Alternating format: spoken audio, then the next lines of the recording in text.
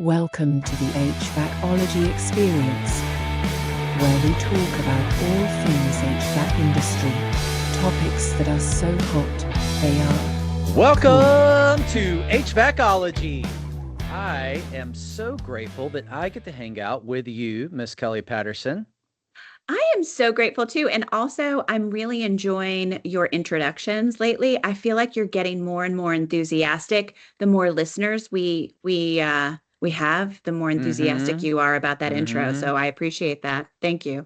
Well, and like when people meet me and I'm so monotone and kind of like kind of have the "don't talk to me right now" face, they get to hear this part of me.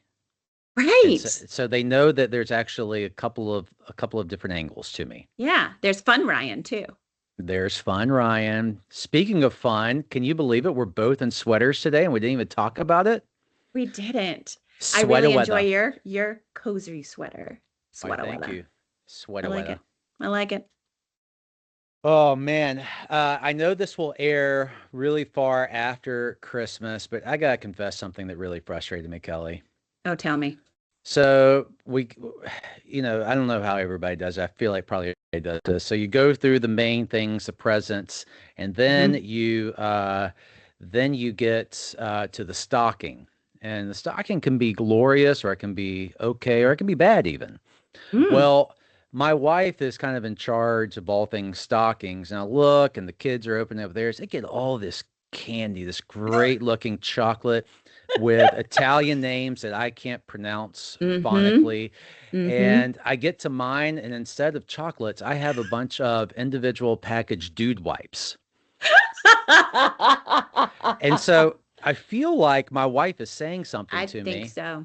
That obviously I am fat, and two, that I have obviously a hygiene issue. Wait, why fat? Well, How does that play into it? Because she didn't give me sweeties. She didn't give me chocolate. Oh, yeah. But here, if I can come full circle with that, she might know the psychology that I'm going to go in the middle of the night and I'm going to go sneak out of the pantry some of their chocolates. Yeah, absolutely. Which could give a little bit of the old IBS a little bit. Did you know 20% of adults suffer from IBS? 20%? So when you're in an elevator and it's full, there's a good chance somebody's struggling with a little bit of IBS in there.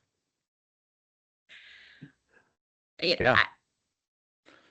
You know what? I'm speechless this is maybe the first time in my life. Maybe the first.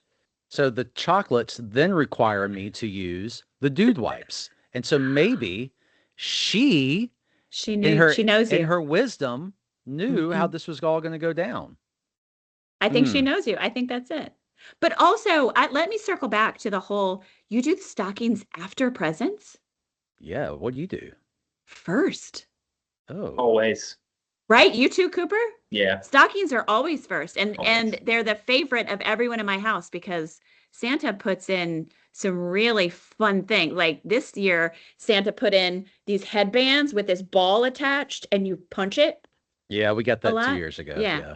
Oh, well. I mean, my house isn't as cool as yours. Humble brag. But anyway, first, we do stockings first. So I'm just surprised to hear the tradition of doing it last.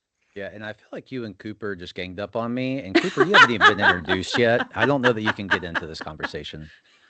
Cooper's not allowed to talk yet.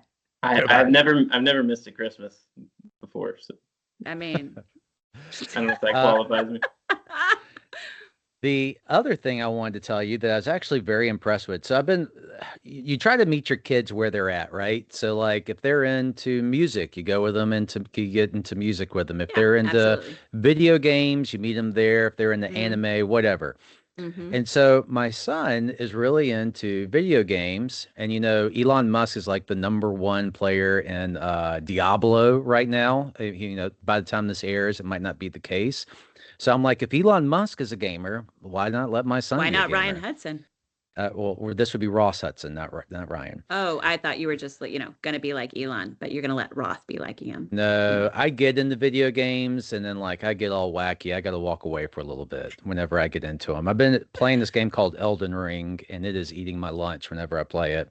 But Anyway, my son builds, I get it. He's like, Dad, I want to build a computer. And so we order all of these parts that he goes and looks up about, and he puts the thing together. And guess what, Kelly? It works. The dang thing works. He's magic. I was very impressed. 16 years old, building the computer. Don't you feel proud when that kind of thing happens? Like, I you're a do freaking feel genius. proud. Yeah, I do you feel should. proud. You should. The key was meeting him where he was at. He was super interested in gaming, and here we are. He's building his own computer. I love it. Mhm. Way to invest in your kid's interests, Ryan. I appreciate that about you. Oh, thanks. I really appreciate that, Kelly. Kelly, I think you said you had something interesting to put out there on the floor. Well, mine is more about, I was a little bit curious about, our industry has been exploding a little bit, the whole HVAC industry. And I was wondering before we broadcast how many technicians and installers are out there in the world in the HVAC industry. Do you want to give it a shot? You're in the business, so you have a pretty good idea, I think. In the This is US. really hard. Yeah. Mm-hmm. I don't know.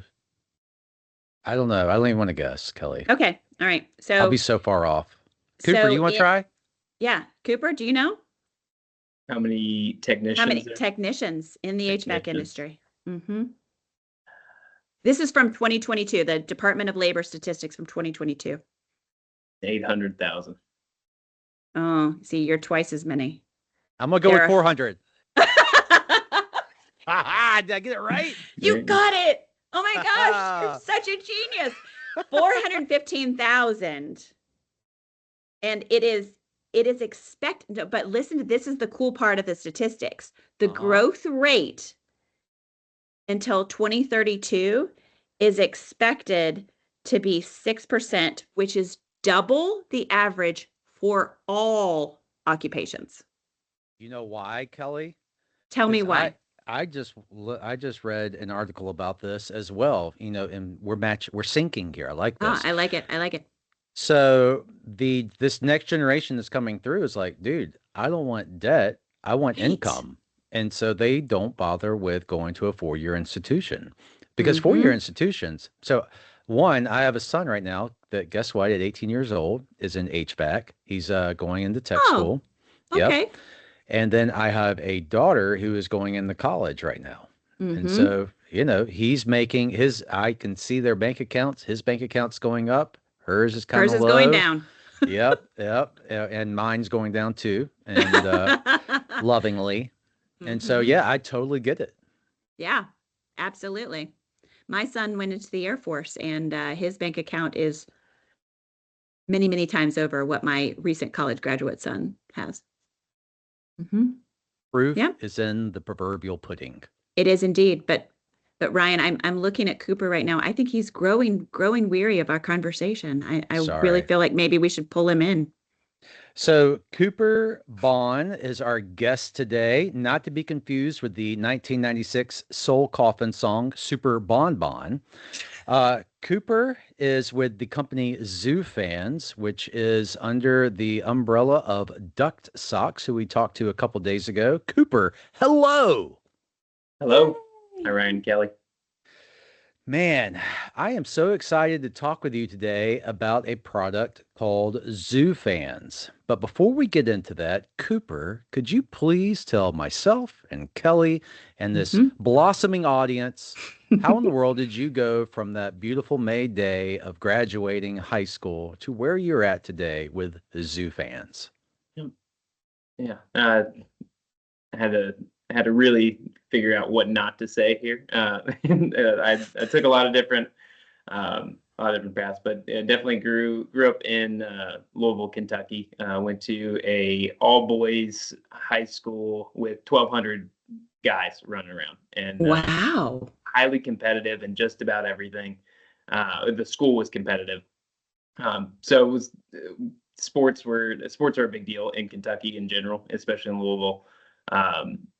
And just fun fact, our high school rivalry football game my senior year had 38,000 attendees.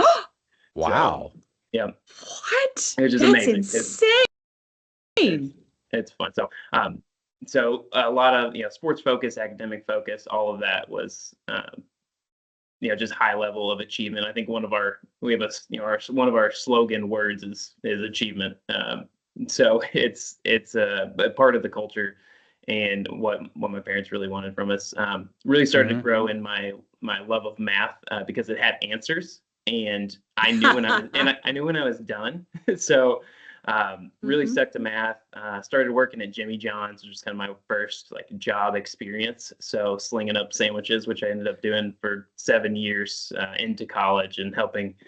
You mentioned the college debt. That was one of my ways to try to cut back on that a little bit. So Cooper, to interrupt you, whenever you're at home with your wife and kids, like how much quicker can you put a sandwich together than your wife? With 7 years of Jimmy John's, she kind of butters me up, and she's like, "You're really good at this. Can you please make some sandwiches?" Smart woman. She is very smart. Yeah. So and they've liked them so far. So it's the key is an obscene amount of mayonnaise. That's what Jimmy John's does. No. That's what I stick to. Yeah. Yeah. No. Yes, an acquired taste, not Miracle Whip though. No. Yeah. So that's it. Yeah, started working doing that. Then ended up at the University of Dayton in Ohio, which is where I met my lovely wife. Got in. I started in undecided engineering and was kind of looking a little bit at electrical, mostly between mechanical and chemical engineering. I got a D in Chem 2, which decided my path. That I did not like that class. I didn't care how quickly radioactive isotopes decay, and I cared a lot more about bikes and cars and things that moved. So ended up kind of running full steam into mechanical engineering, trying to figure out what I wanted to do there. Really like the hands-on building part of it. Didn't have much skill there, but I joke that as a kid, I took things apart a lot and I had to get a degree to figure out how to put them back together because I broke so many things just trying to explore how they worked. And the University of Dayton has a really strong co-op program. So I ended up getting a co-op for a company that makes vibrating conveyors, which is a fascinating business.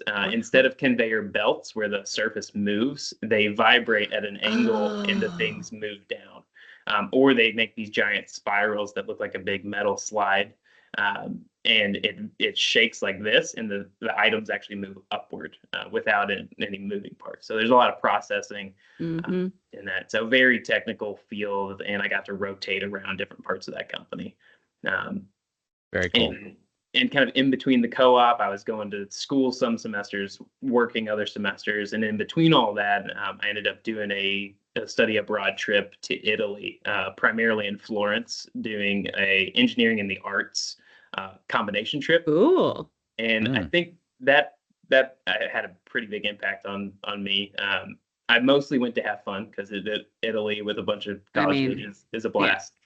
Yeah. But it opened me up to the kind of non-technical side of engineering, because I really want to do the engineering thing, but being able to connect, Da Vinci, for instance, was an engineer, an artist, a poet, a writer. We didn't box it in as much as my schooling really isolated. Because I was good at math and I hated reading, I tried to read as little as possible, and I think that probably guided my class selection, because I wanted to do what I was good at, not what was necessarily as hard. But I started to see the value in combining some of those different aspects, the softer skills and the harder skills, and wanting to combine those. Didn't know what that was going to look like. Mostly it was a super fun trip and had a lot of awesome memories there. I saw Bruce Springsteen play in Rome, and I knew none of the words, and all the Italians knew the words. So, wow. But one of my friends was a big fan, and it was his birthday, so we wanted to take him. That's cool. Yeah. So I got back from that, went back to co-op, ended up graduating, followed my wife to Illinois, where I had an interview, went through the interview process, and ended up getting a design engineering job for a food warming equipment manufacturer. And we were working with customers like Taco Bell, KFC, and then a bunch of catering restaurants and things like that. So we were designing sheet metal catering carts, and I was like at the computer all day doing sheet metal CAD. And then they let me out of my cube and I went to a trade show, and I was like, I like talking about engineering way more than actually doing it. And we were showing one of my new products. There's like a couple of design patents that on it that didn't mean much. We were trying to keep the competitors away. But being able to talk to the end user and figure out like, is this useful to you? Is this a product that would help? Like that was way more interesting to me. And that really gave me my first taste of the sales side of it. So then once my wife and I got married, we decided that we could either move to Colorado right then, or we could wait till we retired, because we saw in our parents, those were kind of the two options, is either go right away and maybe move back home later, or you got to wait a while. So we dropped everything, packed everything in a trailer, moved to Colorado with no place to live and no jobs. And as I'm prepping for that trip, I'm looking for a job. We're going to the library like every night, because also we were in a ton of debt and super broke, so we didn't have internet.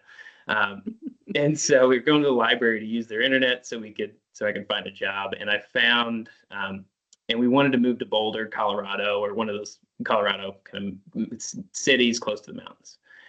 And so I just typed in manufacturer in Boulder, and there are actually none.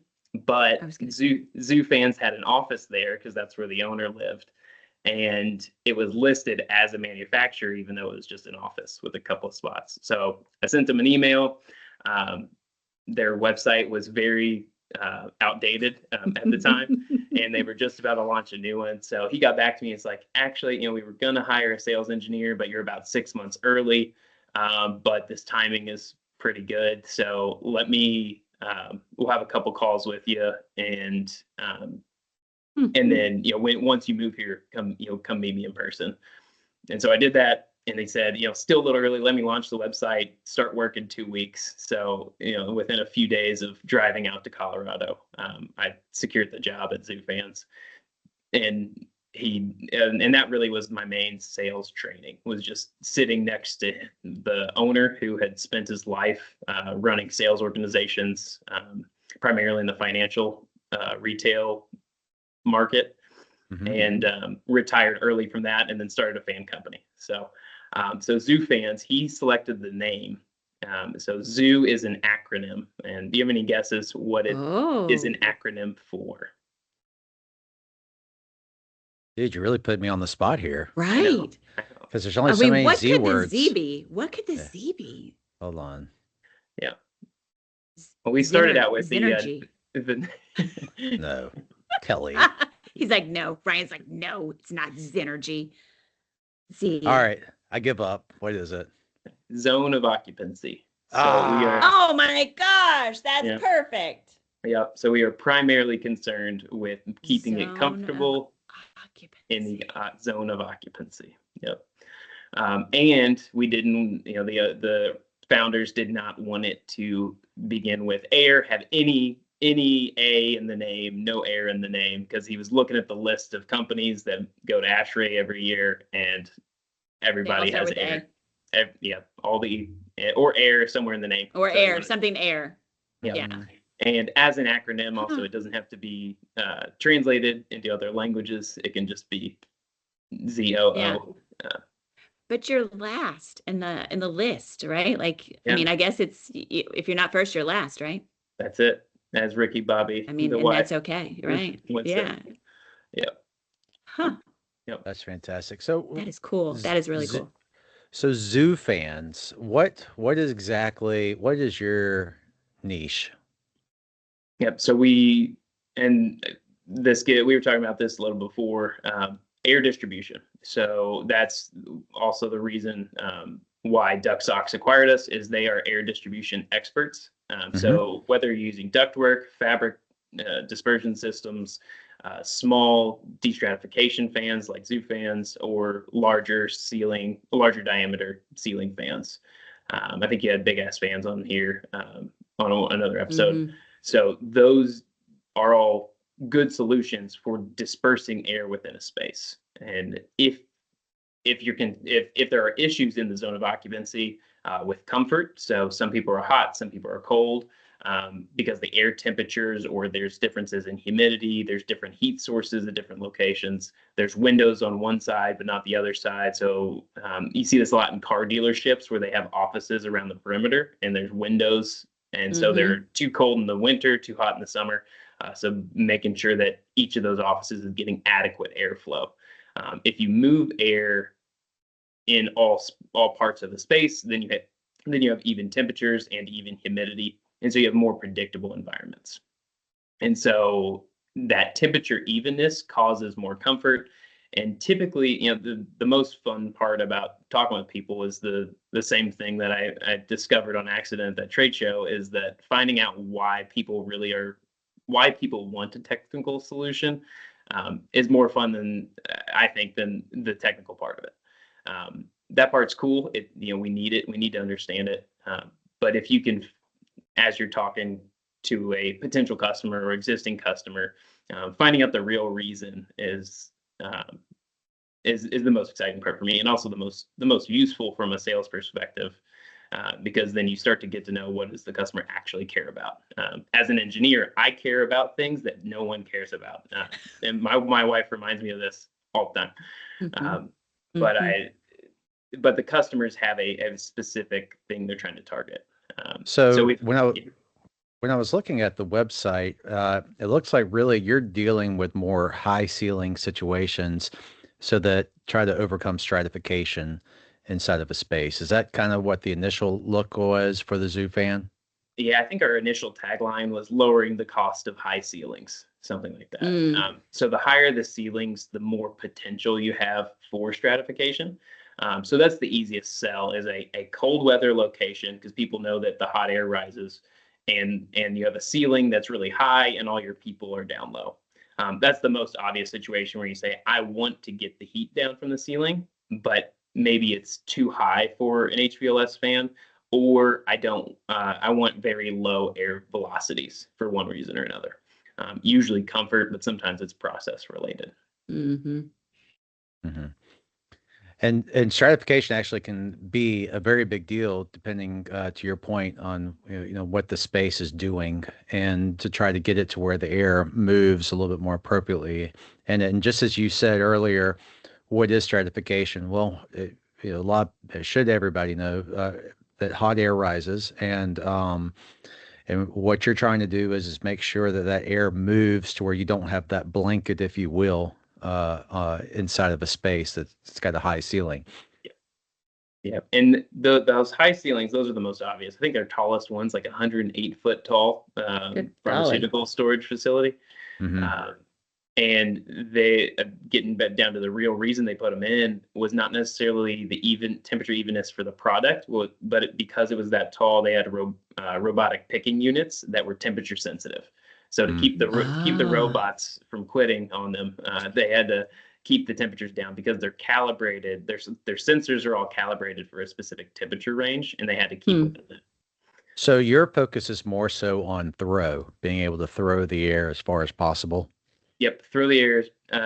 And the main design criteria is air rotations per hour. So air turns per hour. So we want to make sure all of the air in the space is moving through the fans at a fast enough rate that the temperatures even out. Because if you're introducing heat or cool, you're always introducing the potential for stratification. Also, if the sun's shining through a window or on the roof, then that surface can get hot depending on how much insulation you have. There's always so you have to mix fast enough to overcome that introduction of temperature differences.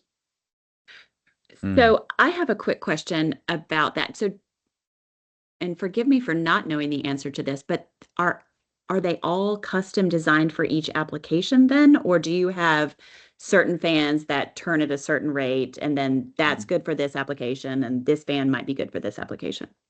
Yeah, so for open ceilings, which is your typical open ceiling structure, with no drop ceiling, anything like that, we have 3 different body sizes and then a couple of different motors roughly for each body size, and then different voltages. Okay. So the fans are relatively the same. We size our fans based on the highest height where they can still hit the floor. So our H30 hits the ground from 30 feet, 60 from 60 feet. That's how we'll size it initially. And then the custom part is really where do you put the fans to get the best, to make sure you're getting adequate air rotation and you don't have too much space in between the fans. So they have isolated columns of air mixing. You want those to mix in the middle. So it's kind of a balance between how much throw you have, and then you have other considerations like sound levels and the throw velocity at the floor at the occupant level. How much airspeed can you tolerate for the application? Okay.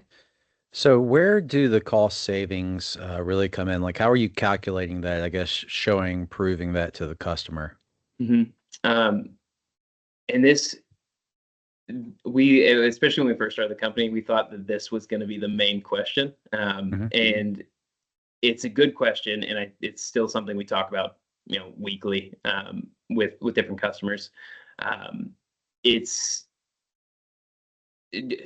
calculation is somewhat difficult. Air is squishy, I think, for lack of a better term. But we have some estimating tools. The Department of Energy put together a study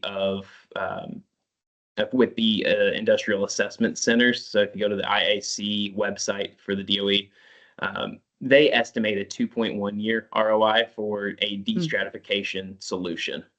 So if you mix the air using different kinds of fans and distribution devices, they estimate about a 2.1 year, which is approximately what we've seen in the field.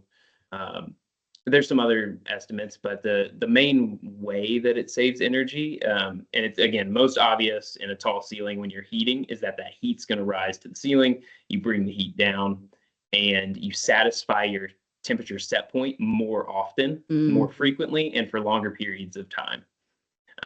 So that's the first way, is that your temperatures, so then your heating system is cycled off a higher percentage of the day. So can I say an example maybe, and you correct me if I'm wrong with the example. So I've got building X, and building X has 30-foot high ceilings, and my thermostat is sitting at 5 foot or whatever it is that you code calls it to be. And then I have that set because I'm in the dead of winter in South Dakota, and I have it set to 72 in there. And what's happening is that unit is running and it is providing heat, but all that heat is stacking up in that 30 feet. And what you're saying is that using your device has kind of got a low entry point as far as energy consumption to have it push that air down. So that thermostat says, I'm satisfied now. And so you don't just have the thermostat satisfied, but you also have a creature comfort in the people that are down at that height of, up to 6-7 feet high. Yeah, the example that I use for this is a distribution center in Virginia that it was tracking. They had a lot of data on like the output of the employees, the comfort level, the energy. They were already LEED Gold rated before they put their fans in, and they saved an additional 25% on their heating costs. Good golly. And they didn't care that much. And they were like, it's Virginia, gas is cheap. And then. Yeah, that was it was a while ago. And what they said is they also measured a 5% increase in productivity over the previous year at similar temperatures. And that 5% increase in productivity, because it was a big facility, that was worth a higher dollar amount than the 25% energy savings. So they stacked, again, you stack them on top of each other. But that 5% increase in productivity plus the facilities manager that put it in was this big, like 6'5", burly Virginian. And he was like, I put these in and people are giving me hugs. He was like, I only get hugs on my birthday, and now they're hugging me because I put these fans in. And which is fascinating to us, because again, this is a learning process that the kind of early on in our company, is that we thought it was going to be energy savings because we wanted to put that number on our next presentation. And the energy savings came. It's fairly easy to explain why those happen, because they heated the ceiling and what we just talked about. But because they were able to push the heat down to the floor then you turn, especially a hard concrete floor, you turn your Mm-hmm. floor into a heat sink that holds that heat when the doors open and close and the cold air rushes in. It comes back to temperature much faster. And what they found is instead of wearing their heaviest winter coat and heavier gloves, they were able to wear lighter clothing, and their joints, spend any time walking around a cold concrete floor, you start to feel it in your ankles and knees. So the employees were more comfortable, their bodies felt better. So, very subjectively, Wow. and they were able to wear clothing that was less restrictive, wearing a sweater like you guys, as opposed to a big bulky coat. All those things added up, gave them a measurable increase in production.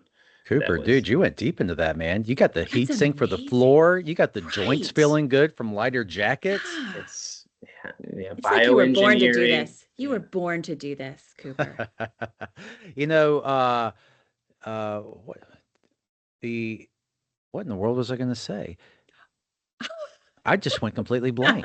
You were so astounded by Cooper's just amazing storytelling skills. Oh, I know what I was going to say. Procurement. So anytime you can show procurement like a 2-ish year payback, they're all in. And that was something that struck me at the very beginning of what you said, that, payback on what your product is, around that 2-year window, which is fantastic as far as, if you're an end user trying to get something, that's a no-brainer.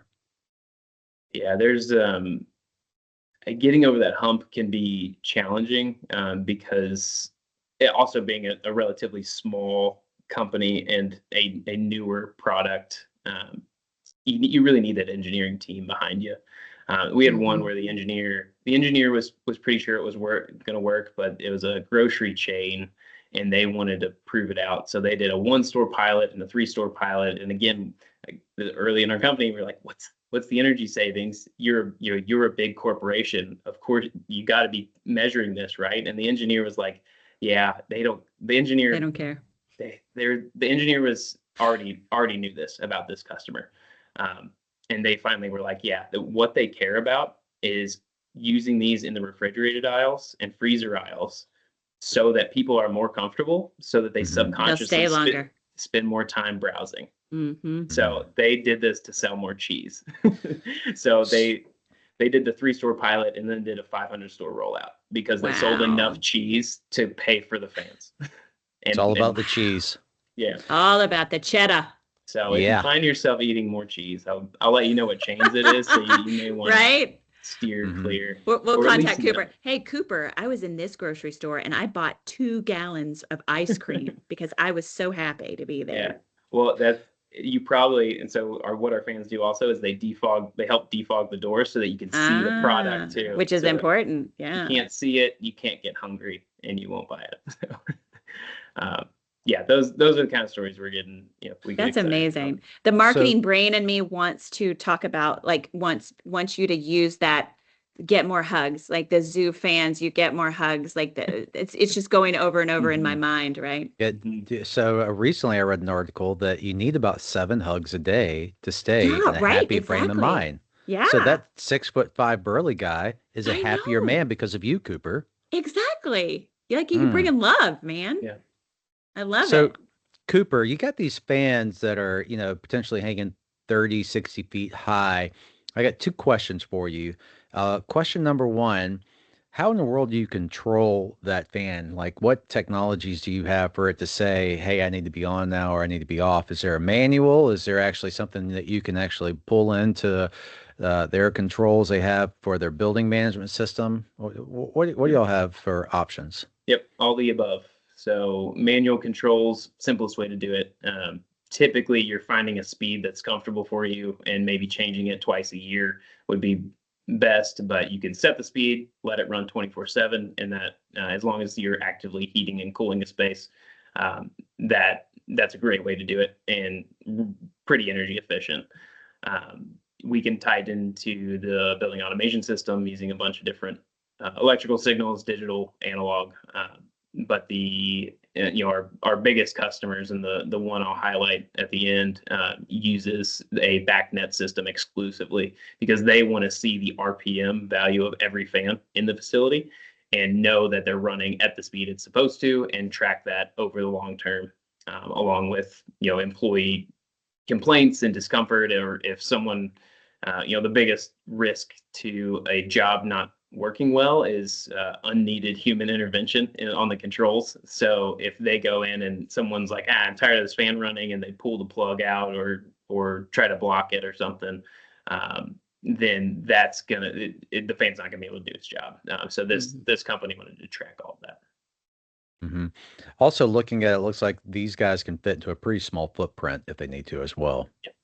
Yep. And those are the controls strategies, or that's the control technology. The strategy, the one that works best if you're going for temperature evenness or humidity evenness, is to operate it based on a high and low sensor, and measuring the difference between those. So we don't necessarily care what the absolute temperature is. We want to know what the difference is, and we're going to ramp the fans up and down to eliminate that difference. Once the space is very even, the fans can really back down to a very low energy efficient and quiet speed, so that they're not noticed. They just keep the air mixing in the background without anyone noticing. So I'll come back to that. So again, fan 30, 60 feet in the air. Tell me about the maintenance that's needed for these guys. The main one that we recommend that hardly gets done is just blowing off or wiping down the intake. A clean intake will let these fans run a long time. We've got fans that have been running since the company started in 2010 and 2011, around that time frame. They're still going just fine, running 24/7. They have very little back pressure in the housing, so it's not, we're not overworking the motor at all, and so it's spinning freely. The bearings are enclosed, so there's no lubrication maintenance needed for these. They're all 1/6 to 1/12 horsepower. So again, really low demand, not much force that's happening to cause any failures. But a clogged intake, really dusty, greasy environments, definitely pay attention to the intake so you don't choke the motor. Gotcha. And then you had mentioned the NC level or noise criteria level for these. I'm guessing you guys are really conscious of that to make sure that stays low. Yep. Yeah, and it can be when you're on the website, the numbers that you see on our data sheets will be at high speed. That's not the speed we're going to run in a classroom or a church or a library. If we run at half speed or less, they're going to be quiet enough for most of those applications. But we can get really detailed in our engineering. But that detailed sound data isn't readily available on the website. So caution to engineers and end users that might be looking at that. If you have questions on sound, we can get these as quiet as you need to. It's just a matter of selecting the right size.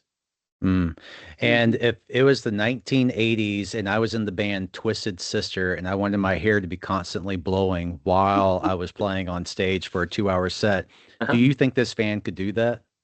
If you want that, I may recommend a change to our parking garage fans, which are a high thrust, high volume fan. That is, I was hoping you were going to buy that transition, and he did it, did. Cooper. Man, we need to start selling together. Cooper, let's go. I mean, yeah. So tell me more about this jet vent. Yep. So jet vent is a fan that came out of a lot of requests from us, or that we were getting from engineers when they would say, ZooFan's great, in a warehouse. Can I use it in a parking garage pointed sideways? And our answer was yes, but we've seen it would work for airflow, but it's a plastic fan with a plastic housing, and and it's not low profile.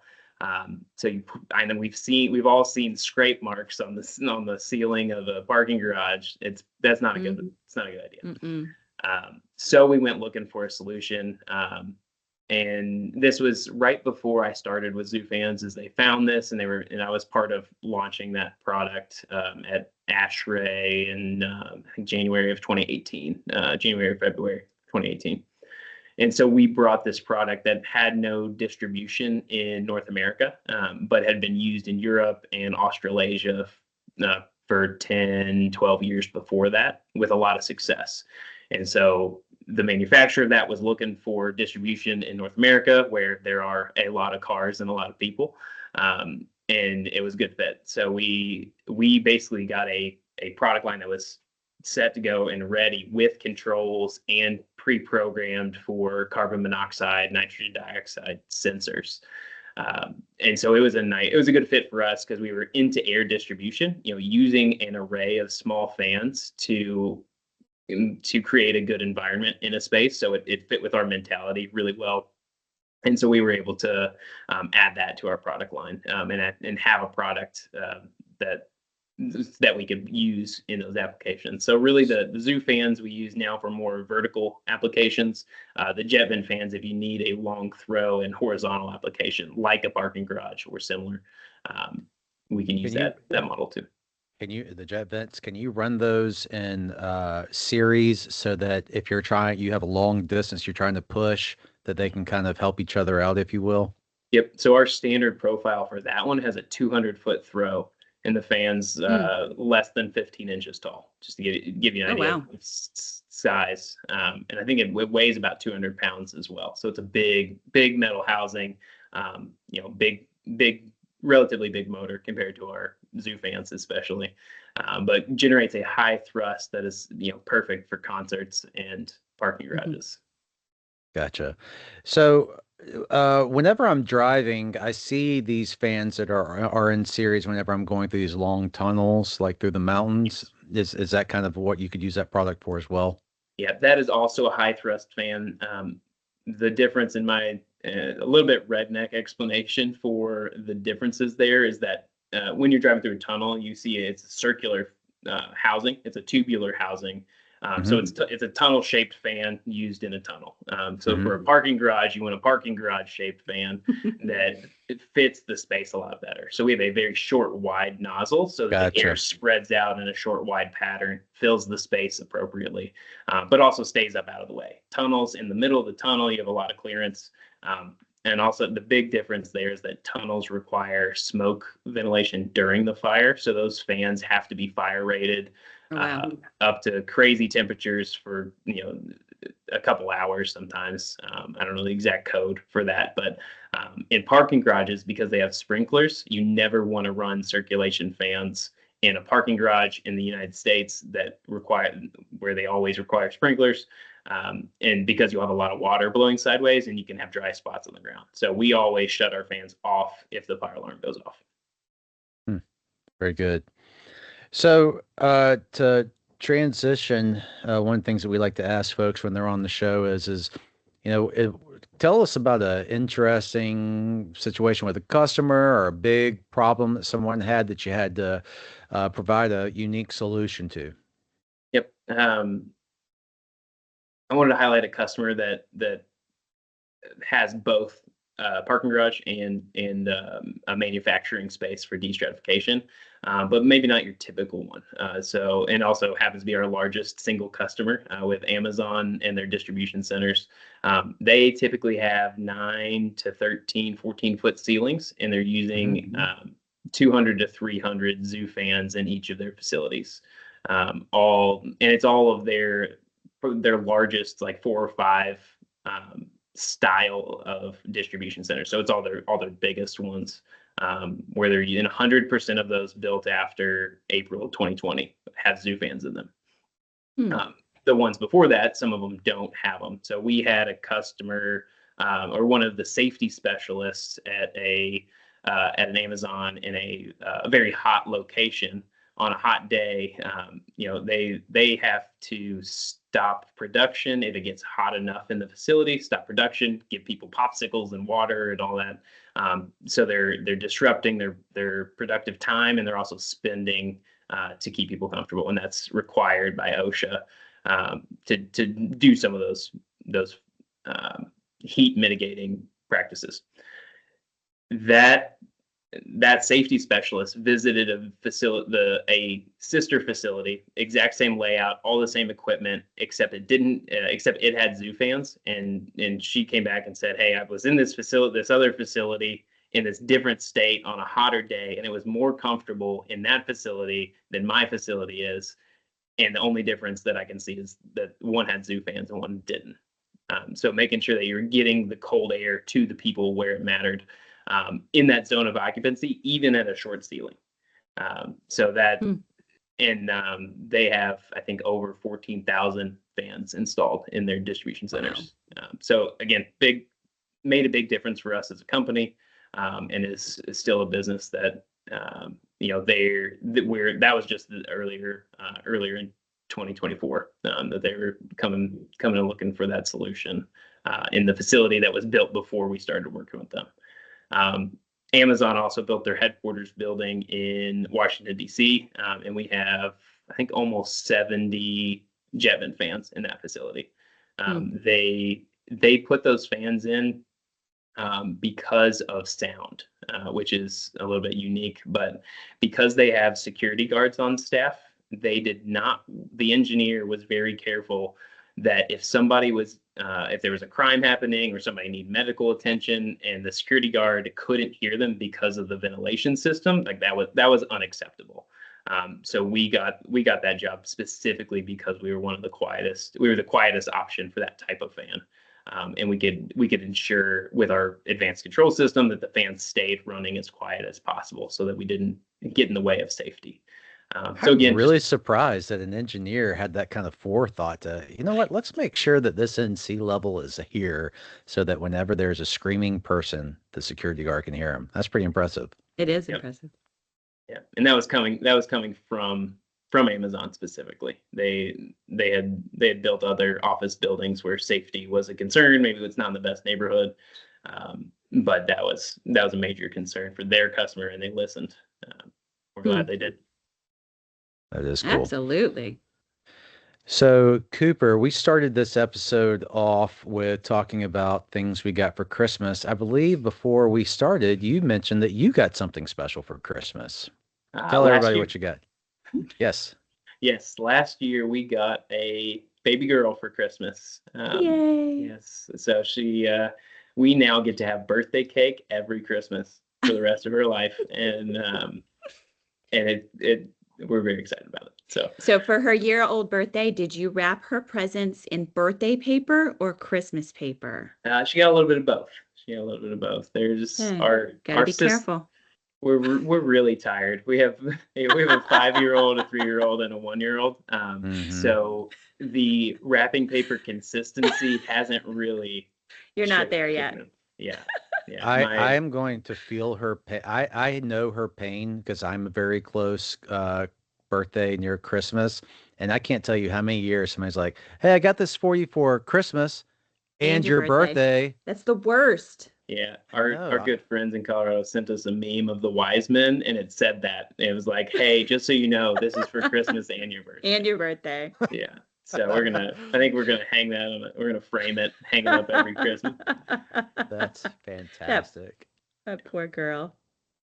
Cooper, man, I am better for this conversation. You taught us a lot about ZooFans and Jet Vent fans. Kelly, what did you take away from this conversation? Other than that, ZooFans is all about love. Like other than that part. Yeah, you get more hugs with ZooFans. Yeah, I mean, like I feel so much closer to ZooFans now after this conversation. Like I'm just going to tell everyone about ZooFans.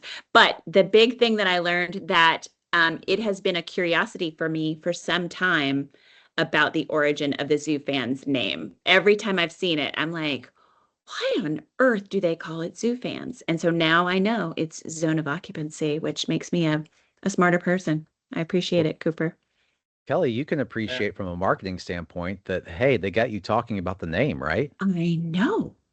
Mm-hmm. I have asked multiple people. Tim Buford and I had a long conversation one time about why is it called ZooFans?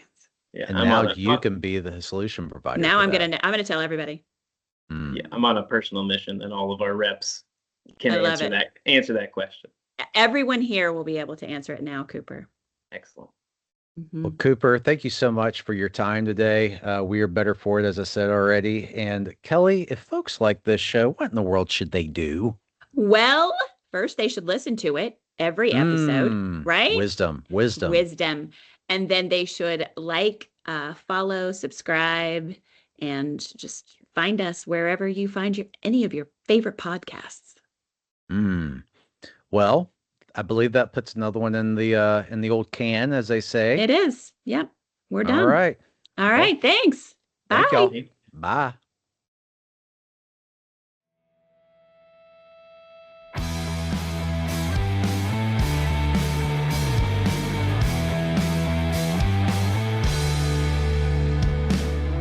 Took a rocket past Saturn.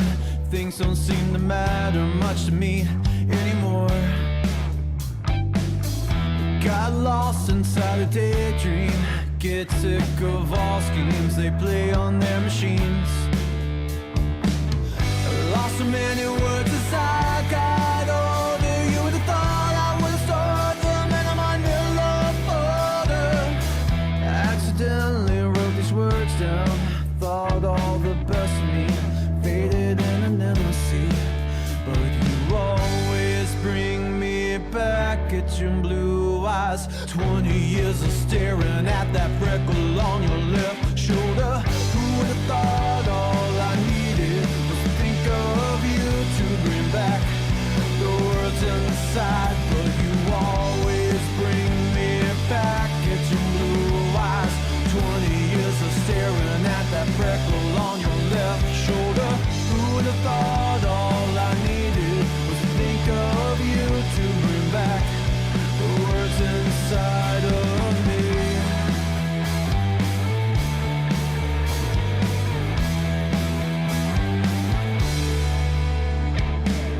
I drove an hour to see you. Things just seem to matter more to me anyway. Got lost in reality, no answers to cancer, we never got to talk. Lost so many friends as I got older. Wish I had the strength to hold you a little bit longer. Always meant to write these words down. Thought all the best of you faded in an endless sea. But you always bring me back at your blue eyes. 20 years of staring at that freckle on your left shoulder. Who would have thought all I needed was to think of you to bring back the words inside of me?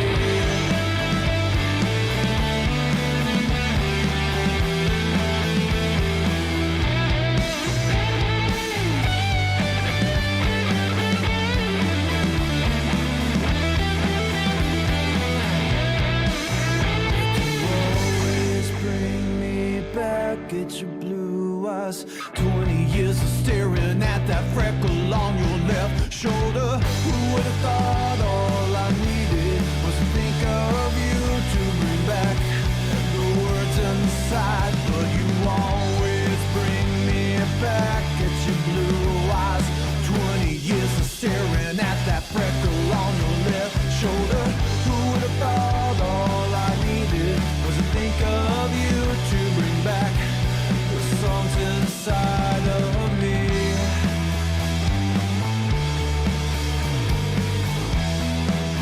You were always inside of me.